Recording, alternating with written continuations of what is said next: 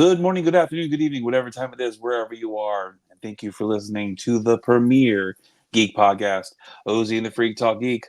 I'm OZ, and And I'm the freak. And that's we how don't the have a fuck name. it's done.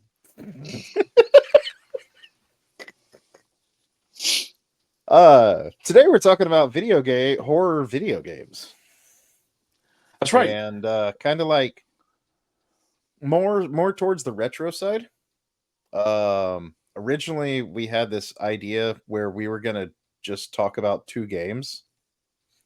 And we were gonna do Nightmare on Elm Street on Mm-hmm. NES. Mm-hmm. And we were gonna do Friday the 13th on NES as well.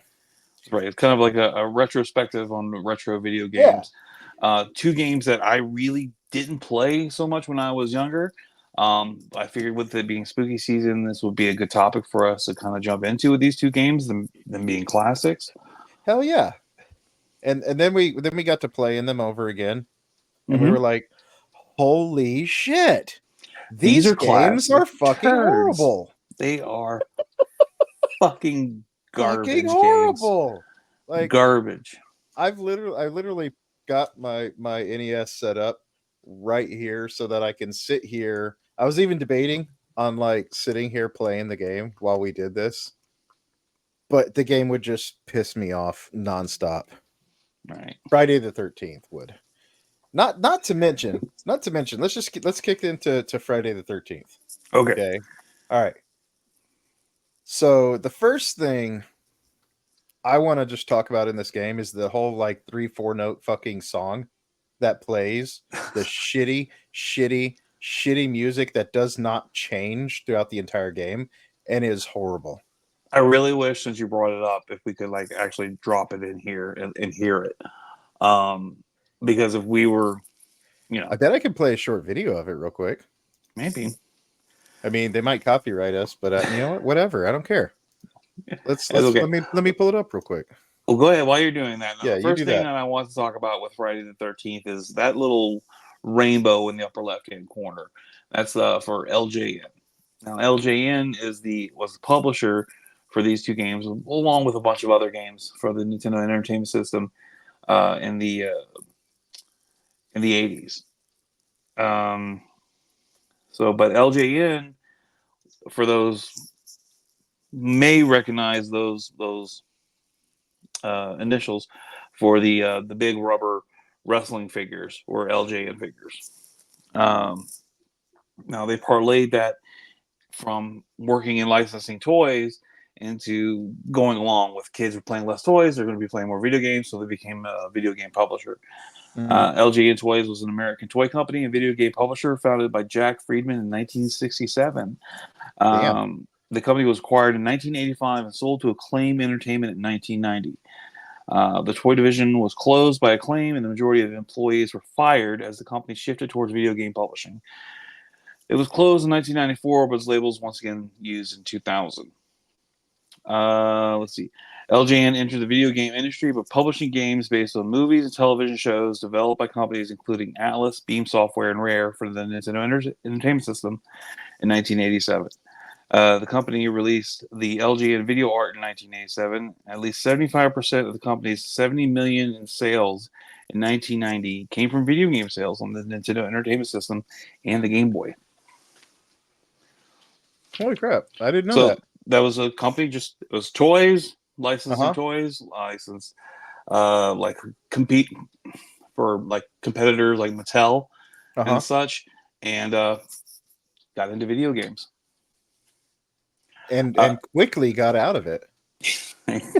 For quickly got good bought and goddamn out of it. fuck. I did not know Acclaim. I didn't know Acclaim had them for a while. They did. They did. I That's went. pretty good. I really wish I would have made a list of some of the other games that they had under their umbrella. Uh-huh.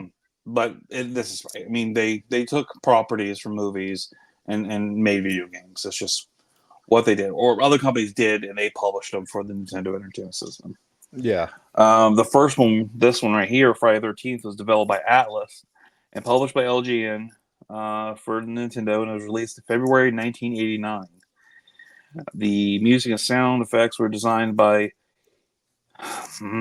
Hirohiko Takayama, and They all have such hard to pronounce names. I had to pause there for a second. And it's an adaptation of the film franchise of the same name. It was developed as part of an aggressive expansion by LGA to focus on video games based on media licenses. So they were like, "There's a movie, let's make a video game for it." Okay, so I pulled up a list over here. Mm-hmm. Let's see. Apparently, under the LJN license, Mm-hmm. April 27th, 2000, Spirit of Speed, 1937 edition, NFL Quarterback Club, Spider Man on SNES under Acclaim, Warlock, Wolverine, Mm-hmm. Adamantium Rage, WWF Raw from 94, Maximum Carnage, True Lies, the Arnold Schwarzenegger film, Yeah. Yeah. WWF King of the Ring, the one that had Bret the Hitman Hart on the cover. Mm-hmm. WWF Royal Rumble from 1993. Here's a Yeah. good one, Beetlejuice from 92. There you go. Spider-Man Return of the Sinister Six on let's see 1992, and then on the Genesis they had Spider-Man and the X-Men Arcade Revenge. I remember that game. Very good. Alien. They made a lot of wrestling games. WWF, Super WrestleMania. Well, The LJN had WWF WWE's uh-huh. toy license, so video games Ah, were all under the toy umbrella. that makes sense. Mm-hmm. And also, why like after that, Acclaim took over with WWE games. I think. Huh, that's really cool. You know, my still to this day, for my favorite wrestling game is WCW Monday Night Nitro on the PlayStation. Really? That was still one of my all-time favorite. So it had a deal like whenever you would go to choose a character, you'd press like square on it or something, or no triangle, and each character that you would select, it would play like an intro for that character, Mm-hmm. and from the actual wrestler themselves, and it was Sure. really cool. It was interactive. It was the first of its kind for me. Nice. As mine for now and for always will be No Mercy on the N64. No Mercy was a damn good game. No Mercy, and No Mercy was great for Stone Cold Steve Austin alone. Oh yeah, but I had so much fun just with the creative character. But this isn't. Yeah. This Another isn't time, about another that. time, another time. This isn't about that. So this is about Friday the 13th by LJN for the Nintendo Entertainment System. What bothers me the most about this, Uh huh. especially about this whole experience that we've had playing these games this week, is that gold seal in the bottom right hand corner of that cover. The Nintendo official stamp. Quality seal of approval. Uh This fucking game shouldn't have been made. huh. This Look, fucking game should not. I got one right there on my hat. This game should have been one of those bootleg blue cartridge Nintendo ones, the same with Bible Adventure. You know what I'm talking about. Oh Okay. shit. Oh man. Okay, like because just like the Pharaoh, I want to throw baby Jason into the fucking Nile. Yeah, So and my go I ahead. just I remember playing this I didn't play Nightmare on Elm Street, but I did play this game as a kid. I did too. I And rented like it at one point. I remember having fond memories of this. As an adult though, this game is just garbage. Like I'm almost tempted to rather want to play ET. Let's show some of the screenshots of this game. All right. So let's see. We got this is one of the interactions if you're going into one of the houses, one of the many houses on the map to Mm-hmm. find one of the many items you need in the game Yeah. to defeat Jason.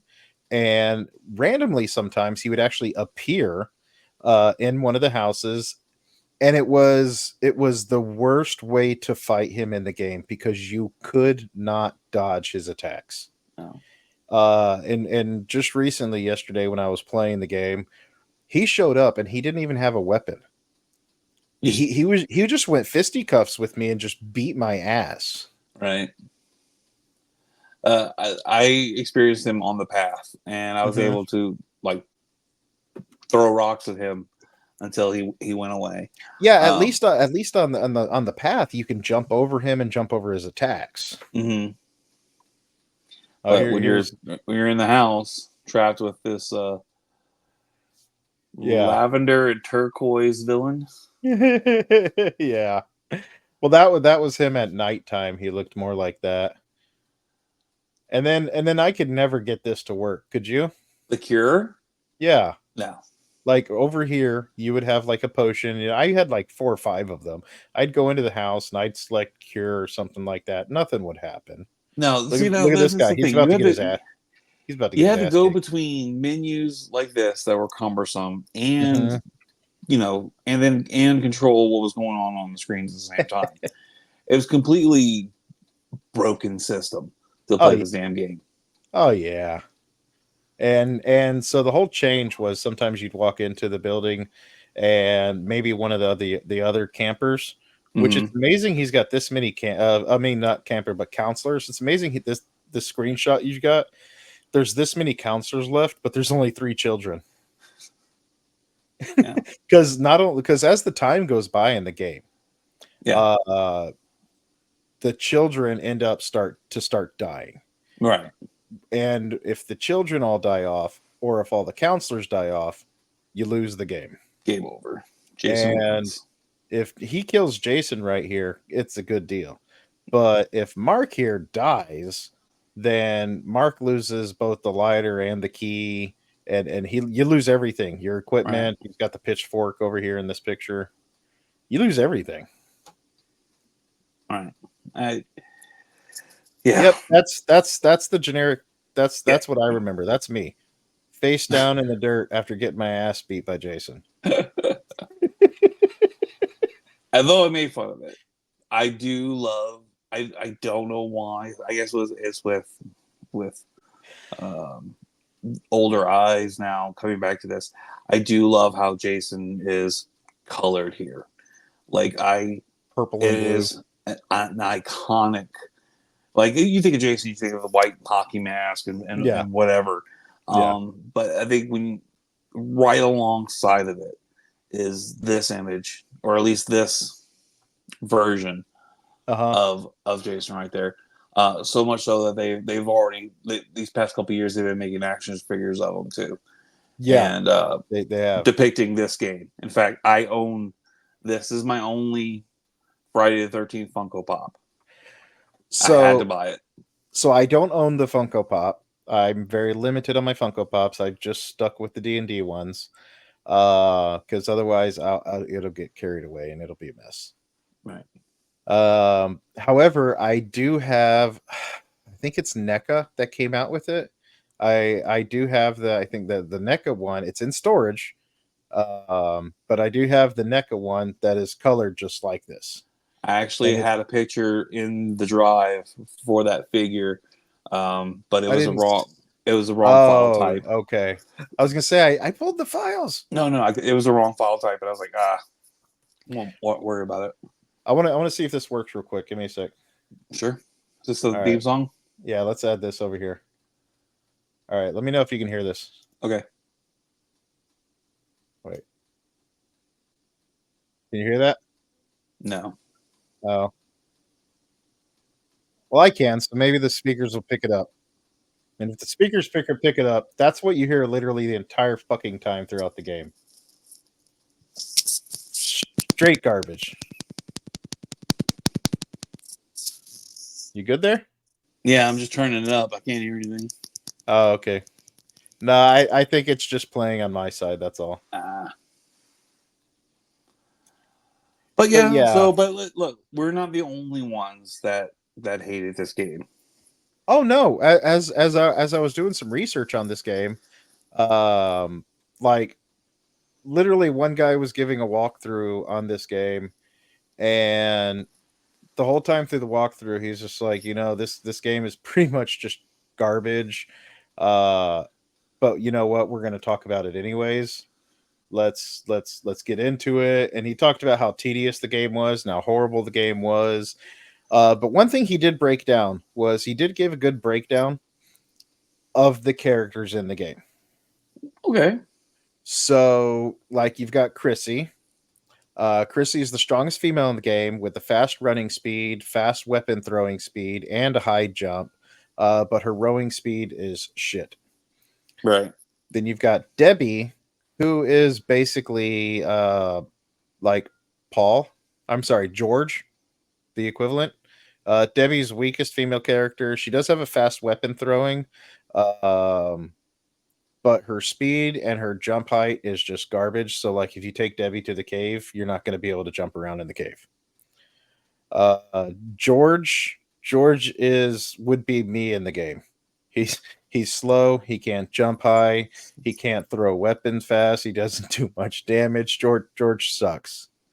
The MVP of the game is Mark. Right. Mark is the MVP. He's the strongest male character. He's got the fastest speed, the highest jump, the fastest row. His throwing speed is just slightly slow, but other than that, I mean, Mark's the MVP. If you lose the game, if you lose Mark, you might as well just start over. So, like, the whole purpose of this game is using these camp counselors to collect items around Crystal Lake and defeat Mm-hmm. Jason. Yeah, and as you go into different buildings and different rooms, you would go into a room like this. Hopefully Jason might not be there, Right. but sometimes, like, over here in the corner will appear like a little note, and you just hit the take button and your character reads the note. Over here in the bottom corner you would get a little prompt, and that prompt would say, like, go to the house in the woods, go to the cave, or get the torch, get the key. It just give you kind of little deals. It wouldn't exactly help you because it didn't tell you where all this shit was or what it did. And you literally just thrown into the game. Yeah, it's a huge Absolutely, learning curve when you start this game. absolutely no explanation whatsoever. It's just game start, poof.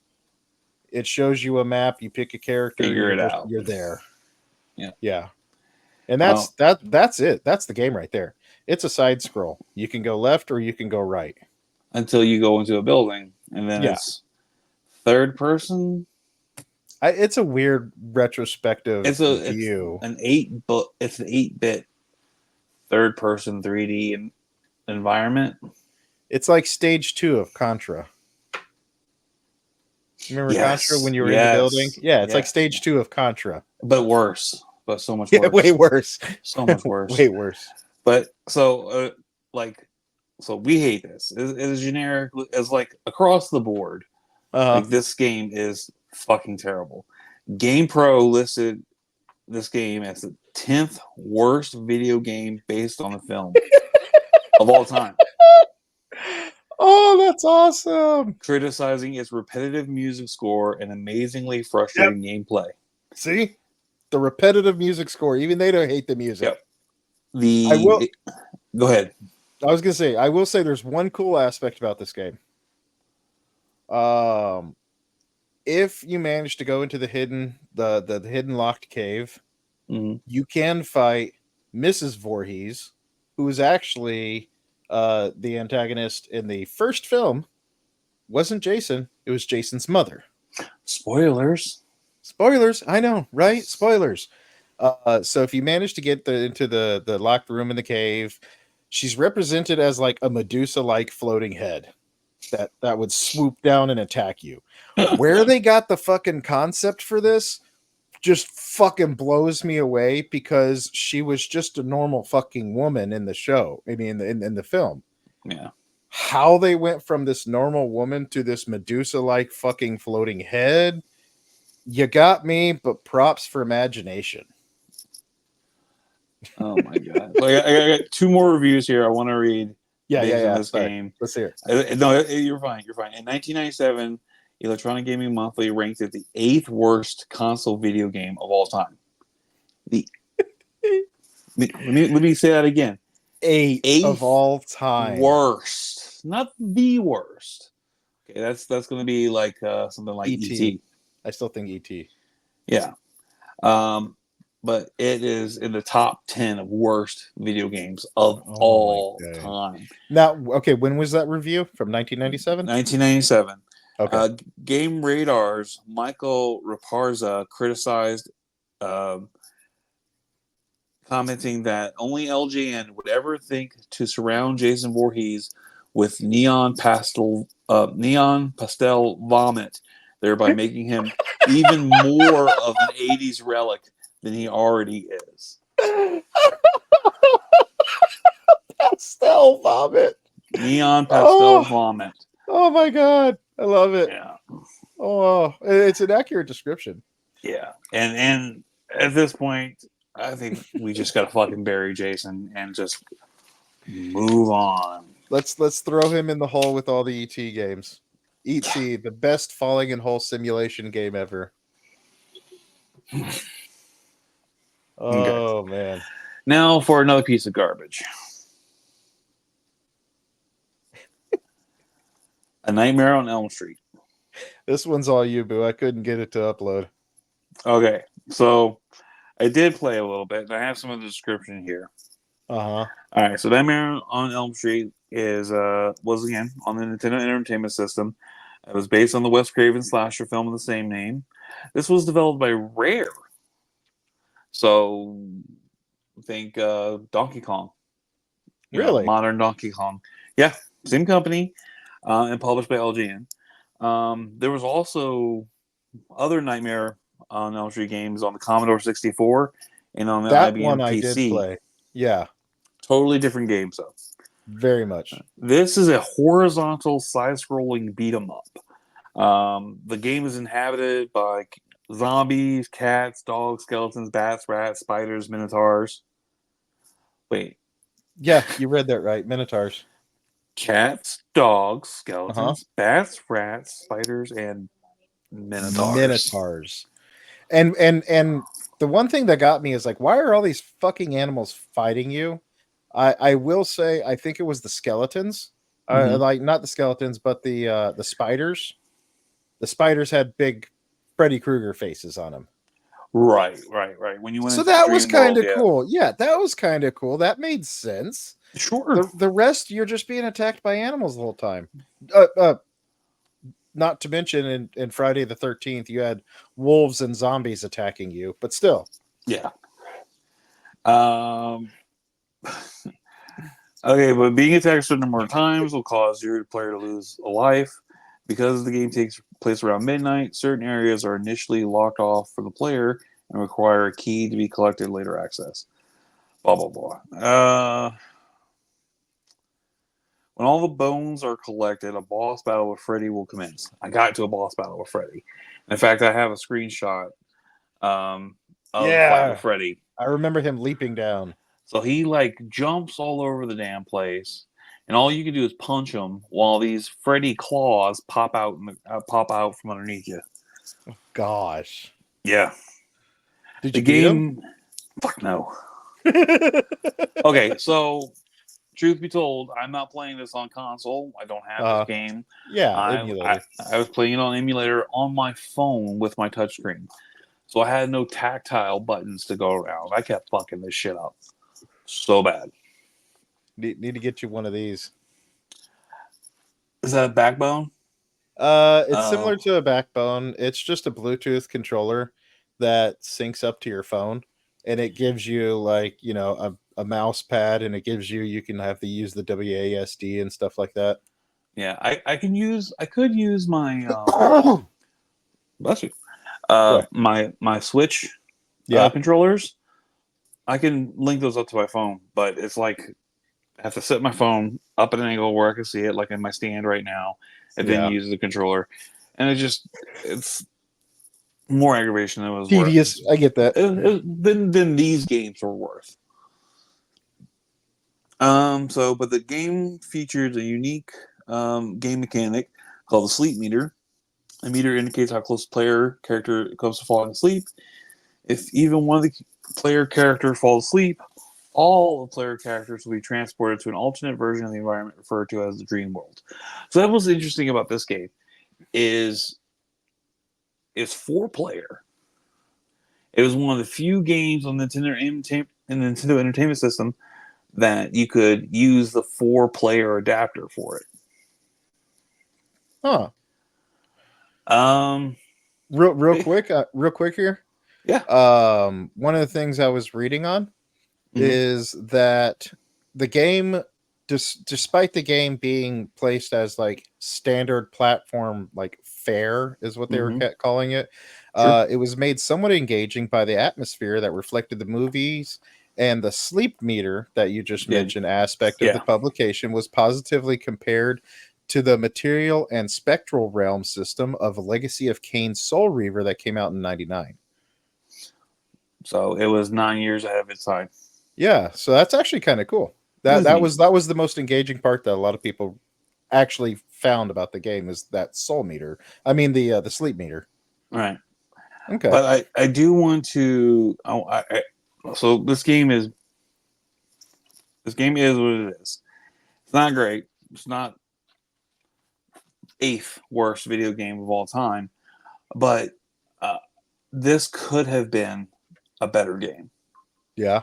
And when Oh I tell yeah. you that, according to the game magazine Nintendo Power, the original concept for this game Uh-huh. um, was the player would control Freddy and would kill the teenagers who are attempting to gather his scattered bones in order to rebury them. Okay, now that would have been dope. That You would have never been get to play the amazing. villain. Never. Yeah, That you was the all. original concept of the game was you were Freddy killing teenagers. Yeah. Huh. Come No, that okay. on. I think if we got that game, like if I was Freddy there leaping through air, I This would think have this been a game whole would have different been way conversation. better. Yeah. Yeah, Oh yeah. this has been a whole different conversation. What we got here? But instead we got Bastard McGee here. Very, very similar to Friday the 13th. Very, very similar. Two different companies, but Uh-huh. published both by LJN.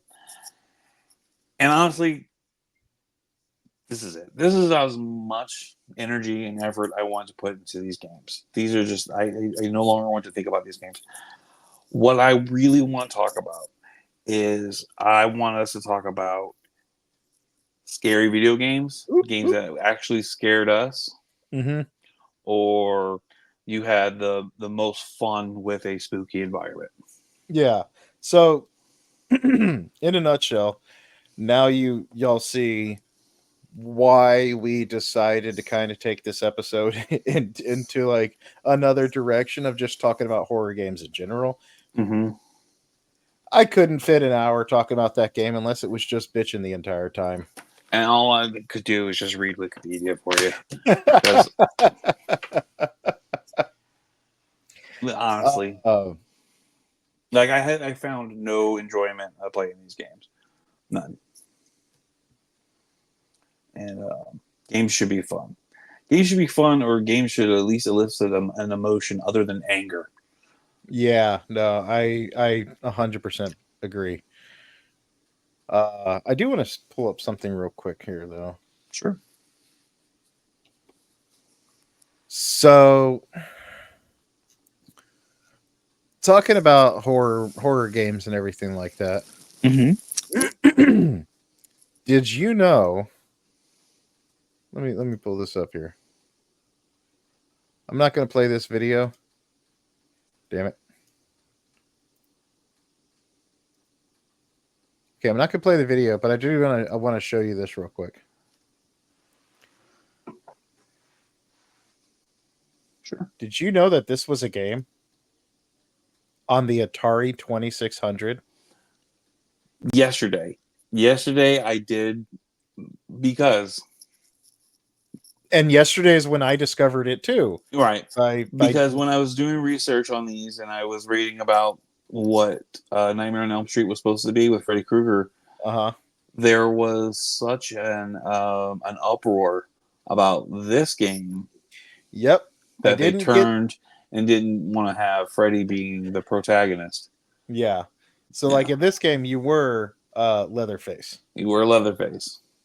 And I'm sitting here like as you know me, I'm a huge fan of Texas Mm-hmm. Chainsaw Massacre. When I found out that there was a Texas Chainsaw Massacre game for the Atari 2600, I looked it up and I was like, "Oh my god, I got to look into this. I got to talk about this." And then I saw some of the video play and I started looking into it and I'm like, "You know what? It's going to get an honorable mention." Yeah, and that's it. And that's it. So just so y'all know, there is a Atari 2600 Texas Chainsaw Massacre game out there. You would probably want to keep your eyes open now and see if you can find one in box, Oh, that would be so cool. right? That would be so cool. So I'm gonna jump in here with one. Uh,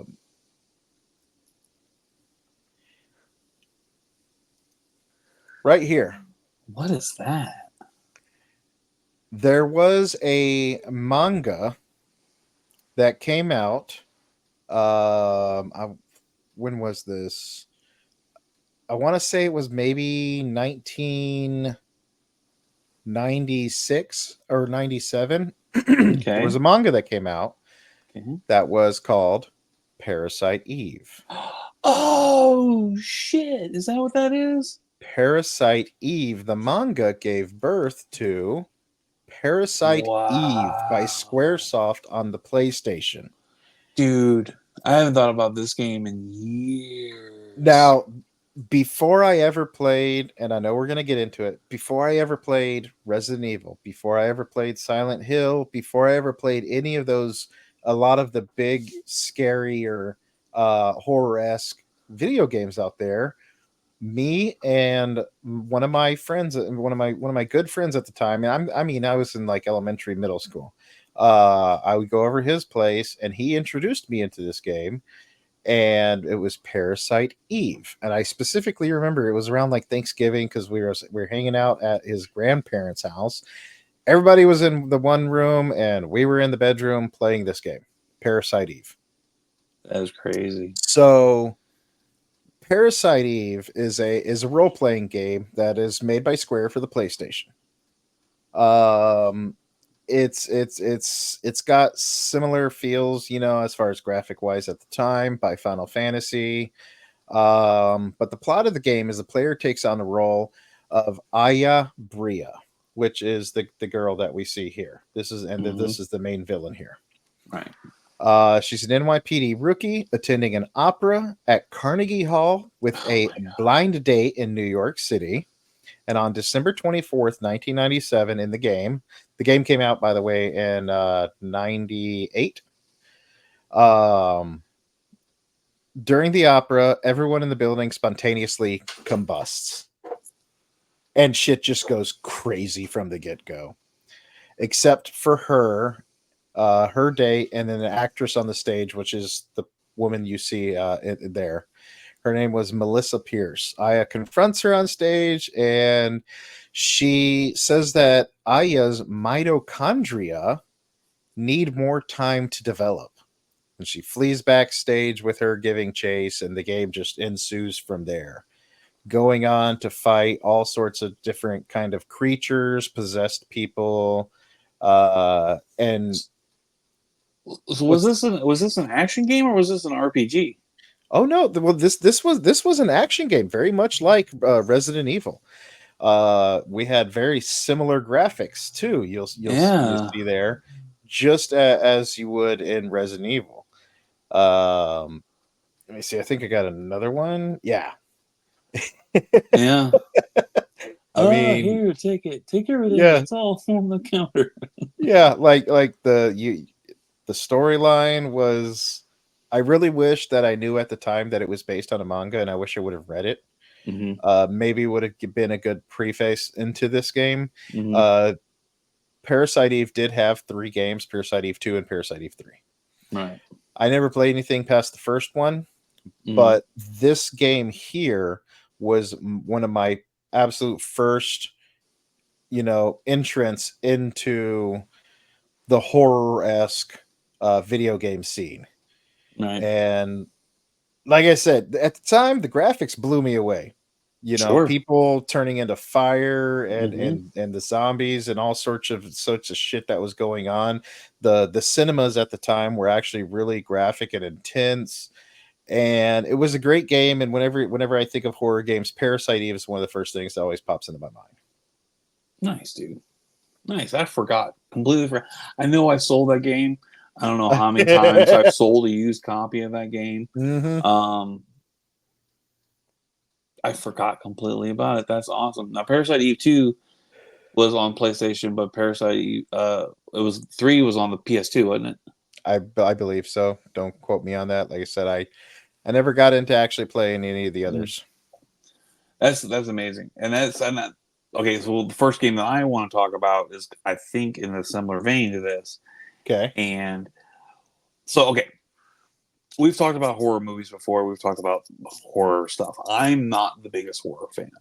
Hmm. I don't particularly. I don't go to haunted houses. I don't really go out of my way to watch scary movies. So when I pick up something, and what I'm looking for in these games is, I want to see it. I want to have a feel and an atmosphere. Yeah, I get that. And one of the very first horror games that I enjoyed playing was, I would play in between customers working at Game Crazy, is the very first Silent Hill. Now, that is an action game with some atmosphere. And Silent Hill was a great game, but honestly, I didn't play it all the way through. Yeah. I rented it, got about maybe even a quarter of the way through that game, Mm-hmm.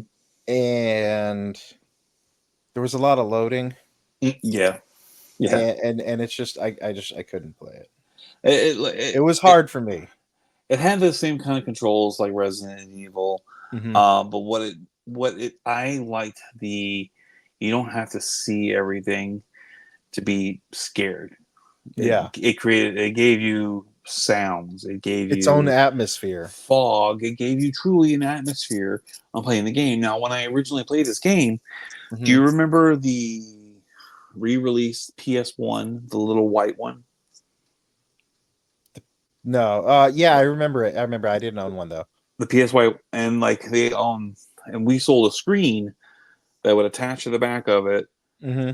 that you can play it. Now, I played this game on the counter at Game Crazy on one of those. So it was on a screen that was like maybe a little bit bigger than my phone. Yeah, yeah, Um, I remember. I do remember those. but I was like, okay. Whew. But like, and some of the atmosphere in one of the other screenshots I got for you, just wanted you to see.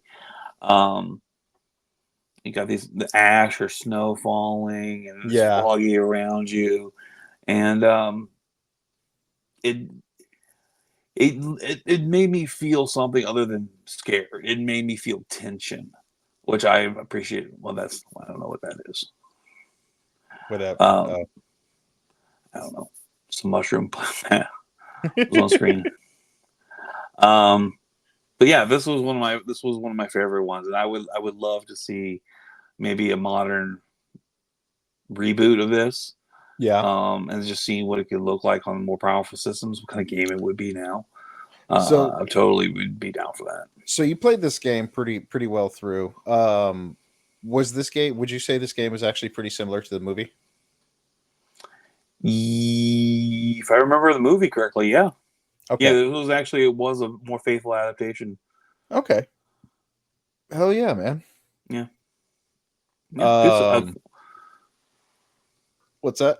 Nothing, nothing. That's pretty much all I had. I just want to talk about it just real quick. It was one of the horror games that I did actually enjoy. So I know that I said Parasite Eve would have been my first game that I played, but that's actually a lie. Before Parasite Eve was another game, and that would be my first game that I ever actually played in the horror genre, technically. And we didn't even this game came out on PC. It was by id or ID. It came out in 1993. There have been many variations and generations of this game, as well as a couple of movies with oh my goodness, it's not Colin Farrell. Damn it, what's the guy from The Boys? The Butcher. I can't remember. I Well, mean, you know me, I'm terrible with this shit. he was the I know you're main talking about, character. yeah. He was the main character, and the main antagonist was Dwayne the Rock Johnson in this movie. Oh fuck, that movie sucked. I'm not talking about the Mummy. The movie, Yeah, but I'm not talking about. Okay, so you know what I'm talking about now. I And the do. movie was awesome. Carl Urban. Carl Urban. Carl Urban was the main character. That game, I didn't have a PC. I played it at a friend's house, and this was a Christian family, which was impressive that I played this game over at their house and on that PC. That game was Doom. Doom. The very first Doom on PC came out in 1993, in which let's see here. It was divided into 3 episodes. The game was Mm-hmm. each one containing about 9 levels, give or take the bonus stage. There was knee deep in the dead, the shores of hell, and Inferno. Later along, they brought in there was an expanded version called Ultimate Doom before Mm-hmm. Doom 2 that gave you a 4th episode that was called Thy Flesh Consumed. The premise of this game was, in the future, an unnamed Marine is posted to a dead end assignment on Mars. After assaulting a superior officer who ordered his unit to fire on the civilians, the Union Aerospace Corporation, which operates radioactive waste facilities there on Mars, allows the military to conduct secret teleportation. That's right, teleportation. The experiments eventually turned deadly. There was a base on Phobos that urgently requests military support. Uh, um, and the Marine joins the combat to secure Phobos. Now, the Marine who then became Doom guy. Doom Guy was the name that was essentially given to him, Mm-hmm. um, would literally just no storyline really. I mean No, that was the storyline, but the this is premise one of the very early first person shooters. very much first person shooters. There was no up down left, it was just you would just move left, you would move right, and you would try to shoot in that direction. Yep. This right here you're seeing is the infamous imp with the power armor behind him that would boost up your armor over here. Mm-hmm. You could tell the health of your character not only by the percentage, but over here The your Marine's guy, damage on his face. Yeah. he would get bloodied up and Uh, bruised and everything the more fucked up he got, which was pretty cool and That's I fun. thought was very interesting. But so the what they don't tell you is during their experiments about teleportation, they basically ended up creating a portal teleport that went to hell. And it just started unleashing demons. And you just literally go through as fast as you can in this game, killing demons all sorts of different types. Pinky was always my favorite. You remember Pinky? Mm-mm. Pinky was the bull kind of bulldog looking one that had 2 legs that would kind of Oh run yeah, and yeah, charge yes, you. yes, yes. In the movie, they gave him wheels. But Doom was by far one of, and to this day, is still one of my favorite games. Like it eventually came out on Xbox 360, I think it was, with like Doom 3. Uh, there's so many different Dooms, and it's a very fast paced game. Very fast. Which I mean, it's made by Quake, so you know all Quake games are pretty quick, fast paced games like that, Mm-hmm. anyways. Uh, Developer was id Software. God, Quake. I haven't thought about Quake in years. Holy Quake cow. Quake was essentially Doom, but it was more like a Doom 2 player game. Yeah. And y'all just fought each other left and right, Mm-hmm. and but it was basically the same premise of Doom as far as just getting different weapons and killing someone in the most gruesome manner. Yeah. Yeah. We used to do Uh PvP with we do a LAN party and play oh Quake. gosh, I miss LAN parties. So I had to add this picture. Two of my absolute favorite weapons in the game was the BFG 9000 And yes, BFG stands for exactly what it stands for. Big fucking gun 9000. It was just a gun you got it towards the end of the game that would shoot a green blast and pretty much kill everything in the area. Right. That was all fun. But the chainsaw was my favorite weapon because It took so long to kill somebody with it, but though. it was so fulfilling. And again, I'm not throwing any names out there in case they watch, but the first time I ever played this game, we didn't have a computer in our household. We didn't even have a computer in my household until probably 2000. This game came out in 1993. One of my only friends at the time that had a computer, her dad, and again, a very, very Christian family. I mean, very Christian family. I played this game over at their house. This game, which is a portal to hell and you're killing demons, I played at a Christian family's house. That's wild. I think at some point or another before high school, I had gotten a copy of this game, and I mean a copy, somebody's like burned copy onto a CD of this game for me. Um, God, I remember playing that. I remember playing that Quake and Duke Nukem, and Oh, just Duke Nukem was one of the best games. yeah, What is it? I came here to kick ass and chew bubble gum, and I'm all out of bubble gum. He was notorious for his quips and his one-liners. oh yeah, I love Duke Nukem just for that. And he's all about killing shit and tits and women. You know, right, you would kick open a bathroom and there'd be like a naked woman in there dancing or anything. Anyways, so Doom was a critical and commercial success. It earned a reputation as one of the best and most influential games of all time. It yeah, sold an estimated 3.5 million copies by 1999, and up to 20 million people are estimated to have played it within 2 years of launch. That's from yeah, 1993 to 1995. And again, not a lot of people had computers. So that's a big thing right there. yeah, oh yeah, definitely, Um, it has been termed the father of the first person shooters and is regarded as one of the most important games in the genre.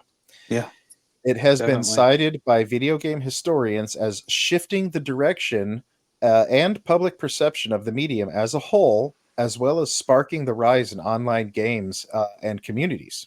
It led to an array of imitators and clones, as well as a robust modding scene and the birth of speed running as a mm-hmm. community. That's what I mean by about this game being fast paced. People do speed runs of this game, and this is one of the few games that kickstarted the whole speedrun thing. So Doom's amazing. It's definitely huge in my heart. It's one of the best games too. Like I even agree. to this That's a day, fantastic. and Doom, you can the size of the file it takes to play Doom, you could play Doom on a calculator now. Yeah, now you can. Do you know those you I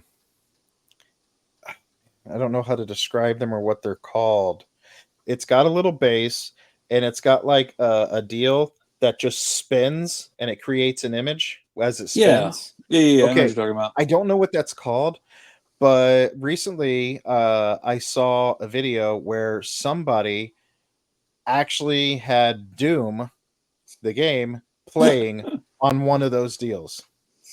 I believe That's it. that's how old this game is. Um, I'd also like to point out that right before this game came out was also another great game, not a horror game, but Wolfenstein. Wolfenstein 3D. Yeah, Wolfenstein 3D by id also came out and it was a great game. Yeah, it's killing Nazis. Oh yeah, Castle Return to Castle Wolfenstein was when I Right. first played that game though. Uh, wow, I've completely. Okay, so the next game that I want to talk about Uh is huh. not the first, not the second, Nope. not the third, No. but the fourth. The fourth. Resident Evil 4 on the GameCube.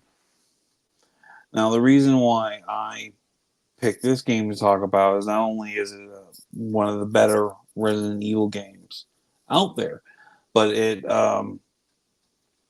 for me especially because of how it controlled. We finally got a third person perspective and third person controls in the Resident Evil game. Yeah. And instead of having first person and a overhead control with the original Resident Evil games, very left, right, turn, like very not very fluid at all. But when this came Yeah. out on the GameCube, this this is the most fun I've ever had playing any kind of zombie shooter game. Yeah, it's funny you mentioned this. I actually think I was over at your house a couple of times while you were playing this when we Mm-hmm. weren't playing Animal Crossing. Yeah, Animal Crossing or Resident Evil. Yeah, I Yeah, remember. or Seaman. Oh God, Seaman was the best, but I think that was on Sega Dreamcast. You're right. That was on Sega Dreamcast. That was we got to get into that someday. I don't know if I want to get into Seaman. Dude, Seaman. mine was so pissed off at me. He would like cuss me out. The best Uh, Tamagotchi ever. oh yeah. But this game, I don't have all the stats about it. I just wanted to mention it as one of my favorite scary games, Hmm. because it was actually fun to play. It was Hmm. easily controllable. You could I manage agree. your ammo so The much inventory easier. system was way better. So much better, and I did get scared. There was like jump scares, and then Yeah. there was atmosphere at certain points in this game too. So yeah, and it's a gorgeous game, even by Hmm. GameCube standards. It was a gorgeous game. Yeah. Um, but They this is one of my favorite horror games. they did a good job on that game. Hmm. Oh, Leon. Remember Yeah, Leon? I do. Uh so yeah, no, that was definitely a great game. Yeah. Um let's see what else we got here. So, since you brought that up, we might as well jump into this one then. Go Let's ahead. go the OG. The original Resident Evil. Okay, so I did not like these games. I I played it I all the way hated the way through they controlled. because I wanted to know how it ended. Sure. You know, the T virus strain that escaped and ultimately destroyed Raccoon City. The first game doesn't even have anything to do with Raccoon City until the end when you get that newspaper that shows up and it talks about Raccoon City. The entire Right. first game literally takes place in a mansion.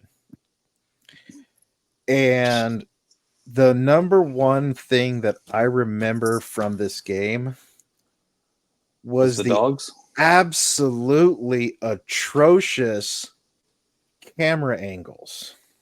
Yes. The The camera okay, was and like you're all the so way I in. Yeah. because you mentioned it though, I The did take a dog. picture of the dogs and I had to mention that because this is the first time ever in a video game that jump scared me. I Nice. don't startle easily at all. But when you're going through that hallway and those dogs jump out at you for the first time and shatter the glass and start chasing you, scared the shit out of me. Yeah, All dude. right? Like that one kind of got to me. Right. Um Especially if you turn up the volume because you can't really hear stuff. Like, what is he mhm. saying? And, yeah. What was this? 1998? No, 1996. So the game came out in God. 1996. The plot takes place in 2 years later in July of 1998. Now, this is the type of shit that I'm talking about here. Like Yeah. who needs a fucking camera angle from up top as you're trying to kill zombies and shit? Right.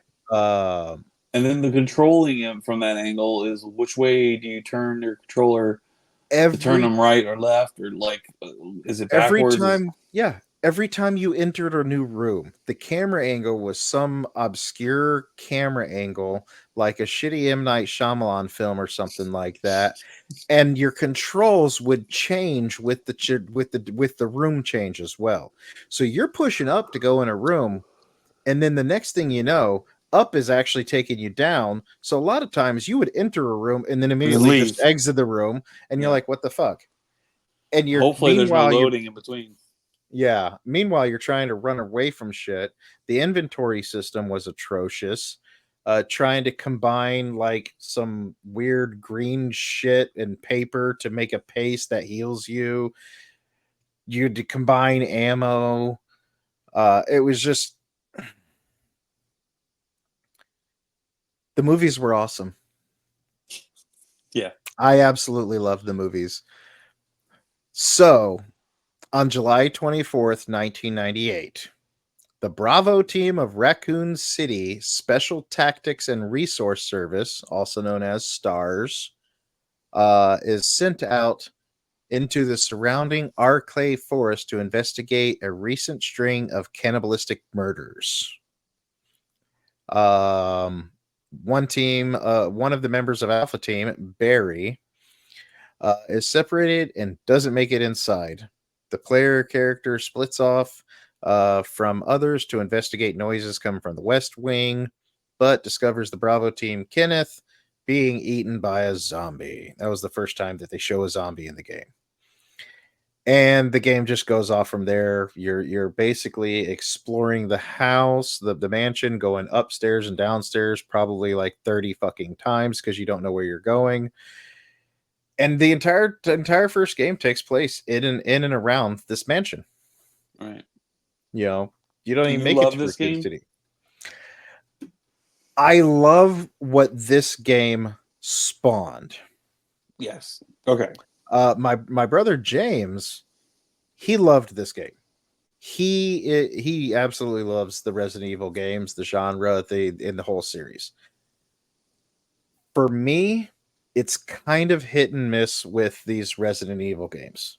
All right. Um, Resident Evil Nemesis might have been probably one of my favorite ones. Nemesis was good. Uh, but essentially, I would have to say this game here in particular would be a hard pass for me. Yeah. the Yeah. the only thing I loved about the game, like I said, was the jump scare. The dog scene kind of scared the hell out of me. But I'm glad I played this game. The Right. reason why I'm glad I played this game is because as a huge horror movie fanatic, it led into the the Resident Evil movies, and it gave me like a respect for the scenes when you see the zombie dogs and shit like that, and that was Right. awesome. Can we say that Resident Evil Uh huh. maybe ushered in the next generation of zombies in the pop culture again? I would like to Zombies say were yeah, popular at a certain point, and they kind of died off in the 80s. And then with Resident Evil, zombies kind of they came back.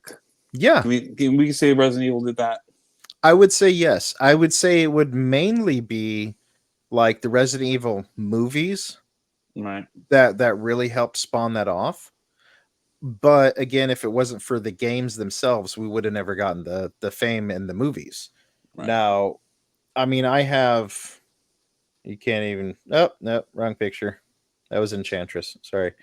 Nope, too white, you can't see it. Anyways, I have several pages here of all the different Resident Evil games. Jesus. Yeah, it's bad when you need multiple pages. Just real quick, So I'm it's not a going to go it's a through them huge all. franchise It's that huge. spawned from Huge PlayStation, out of franchise. PlayStation, even into handheld. Um, yeah. The PSP, Mm-hmm. and it's on Nintendo now. Yeah. Started from PlayStation, and now it's everywhere. It's spread like a T virus. I'm at 10%. Oh yeah. Yeah. Well, then we need to mention a happy horror scene. You got anything happy Well, that the you want to last talk thing, about? yeah. Well, the last thing I want to talk about is my favorite scary game Uh of huh. all time. Uh huh. Literally made me jump out of my couch, and that is Well, it's this game. It's Luigi's Mansion. I Luigi's love Mansion. Luigi's Mansion. Luigi's Mansion literally will make me jump out. Like I'll play it and I'll have the volume up, and all of a sudden, and then I just jump out. I'm like, oh, shit. But this is being a huge, yeah, there's King Boo. Being a huge Ghostbuster fan, this was, and being a consummate player number two, always loved There. Luigi. This game was perfectly made for me. So I could be a Ghostbuster and Luigi at the same time. And you finally get to save Mario from King Boo. Um, this one does legitimately scare me, but this is the most fun I've ever had playing a scary game. And I love the franchise completely, from GameCube to DS to even the one on the Switch. I love Luigi's Mansion. And I absolutely love Luigi's Mansion because it birthed literally my favorite character in the entire Nintendo world, King King Boo. Boo. I love the boos, I love the ghosts, and I love King Boo. And if it wasn't for this game, I would never have King Boo. My truck's even named King Boo. It is. And you had that like vacuum backpack, Yeah, the Poltergust 3000 or Poltergust 1000. 3000. Yeah. It's basically a vacuum for sucking up ghosts and Mm-hmm. coins and dollar bills, which I never really figured out what the money was really for. No, no, it gave you lives after 100. Yeah, no, But I Luigi's didn't need Mansion them. was a damn good game. I only ever played it on Nintendo GameCube. I never played it anywhere else, and I never played Hmm. any of the ones after it. I want Right. to now that I have a Switch. I want to play it again. I want Yeah. to play like I'm a part two or something. Part two, they redid part two Hmm. from the DS to the Switch, so it is on the Switch. And it's fantastic, even for a DS game. It Hmm. was really fun. And Luigi's Mansion 3 again is fantastic. Well, there's the man right there. And I'm so happy you brought this picture. Yeah, You see the Hollywood monsters in the background. I didn't even You got notice that. That's You got awesome. Frankenstein, Wolfman, and Dracula Wolfman. there in the background. I didn't even notice that. That's Yeah, awesome. that was the first thing I noticed whenever when you sent that picture over for the show tonight. I was like, I'm so happy he sent that one. I love this one, and I thought you partially sent it because of that too. No, I did not. That's just a happy accident. What a coincidence. Yeah. See, and my problem with that game is I used my battery way too much. Like I was always draining the light. Oh yeah, yeah. But I don't know, man. This game was about exploration. It was about Uh huh. fun. It would make you laugh. You would honestly get like jump scared. Hmm. And it was just absolutely sweet game. And one of my favorite things about Halloween is I'm a dad, so seeing my kids dress up, having the fun with it, eating their candy when they're asleep. So this is candy for Halloween for me. Yeah. Um, we're pretty much almost out of time here. Yeah, Uh, you got enough battery life over there? Can I do a couple honorable mentions or no? yeah, we can do that. I can plug it in whenever I'm uploading. All right. So as a couple honorable mentions here, I have to mention Nightmare Creatures. Do Nightmare not know what Creatures. that is. I Nightmare remember Creatures seeing it. was an awesome game. Was it a fighting That game? it no that the damn it, I know what one you're talking about, but it wasn't a fighting game. This one was kind of like Resident Evil in a way, except it was just more evil creatures that were escaping. And you had a lot of bladed weapons. You did have guns, but you did barely ever had any ammo. So like you use if you were Huh. this character, he had a weapon that was a big staff. There was a chick that had a samurai sword, and you were going through. There was this main demon guy who was trying to take over, and basically bring all these different experimental creatures and stuff like that in to invade London. And it takes place in the 19th century in 1666. Hmm. So it was a pretty cool game. I felt that it needed an honorable mention. We I don't think I've also ever seen anything from that game. I'll have to look that one up. We also have, which was one of my favorites at the time, and it was only on PC, Phantasmagoria. The cool thing about Phantasmagoria was the fact that whenever they were making this game, they had like an $800,000 budget. And from there, somehow, they ended up spending $4.5 million on this game. Jesus Christ. Yep, $4.5 million on this game.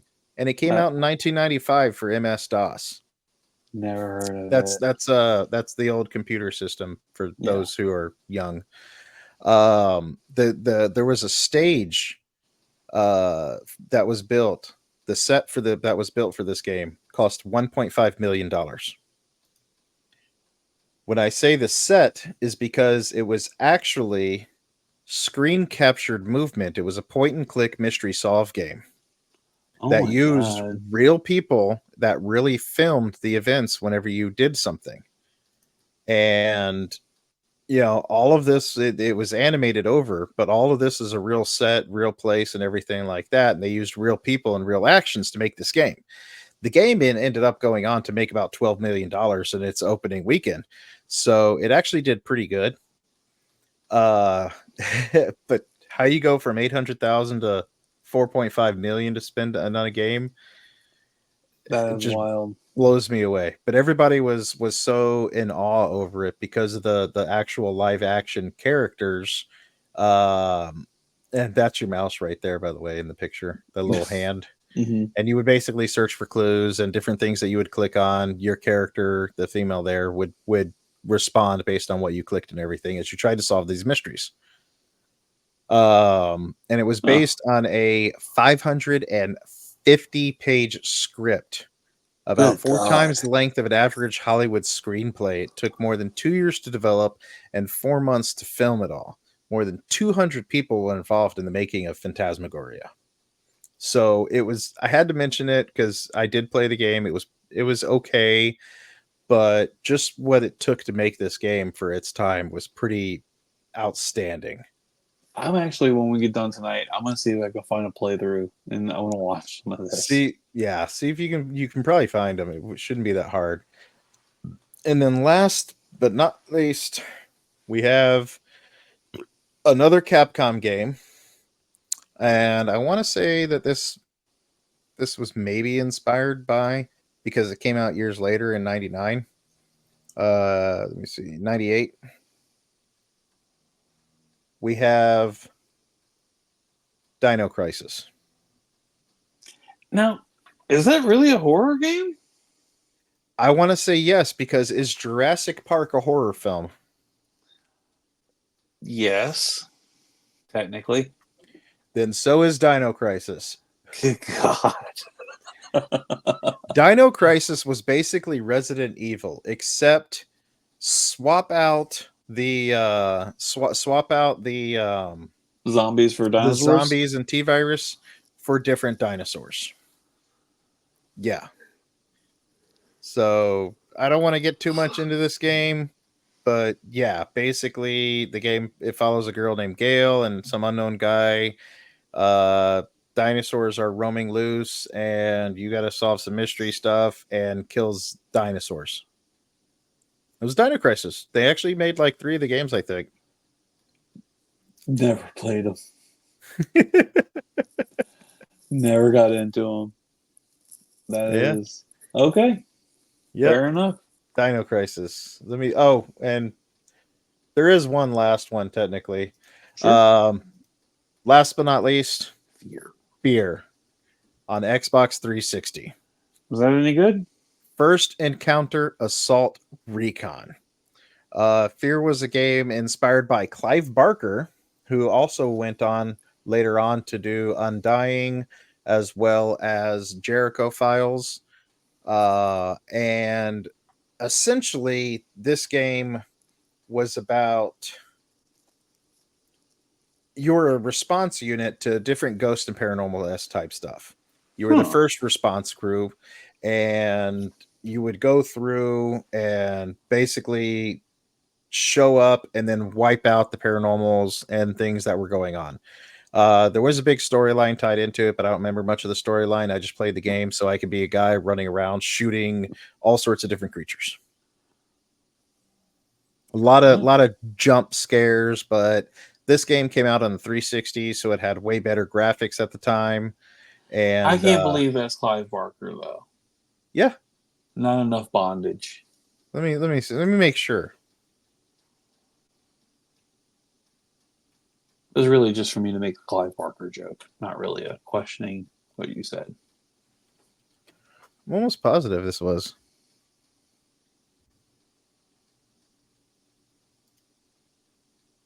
Okay, well I don't know if he did this one. Okay, so actually yeah. Yeah, it brought it up here. Fear, Undying, and Jericho.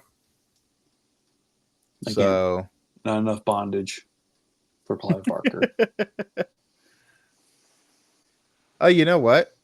I'm not seeing it over here. So maybe this might not be Clive Barker. But he did do Undying and Jericho. Jericho was one that I was gonna do, but I figured I already had too many as it was. Well, So there you have it. there. If if you haven't played any of these games, we recommend looking them up, trying them out. With the exception of the original Friday the 13th and Nightmare on Elm Street. Um, Unless Again, you if you just haven't, really need to go down that nostalgia fucking rabbit hole. you don't. You don't. You don't have to. You please don't. Like, Just YouTube it. yeah, just watch somebody else play it. Be like the kids today and watch Yeah. somebody else play video games. Um, but please check out some of these other games, other recommendations, and if you have a favorite horror game that we didn't mention, please drop it in our comments or hit us up in our DMs across all the social medias. For the most part, we are OATFTG or OZ and the Freak Talk Geek. We're on X, we're on Instagram, we're on TikTok, we're on Facebook. Please look us out and find us. And again, let us know what you think, and we sure would appreciate hearing from you. Yeah, absolutely. What he said. Right. And thank you so much for joining us. This will be our last episode for spooky season. So Yep. happy Halloween. Have a safe Halloween. Don't forget to check your candy apples for razor blades. Yep. And you can go to the mall and they'll scan it through a X-ray machine. Mm-hmm. So be careful out there and be good to yourselves and each other. Yep. Have fun trick or treating too. All right. This has been OZ and the Freak Talk Geek. I'm OZ. And I'm the freak. And that's the end. Toodles.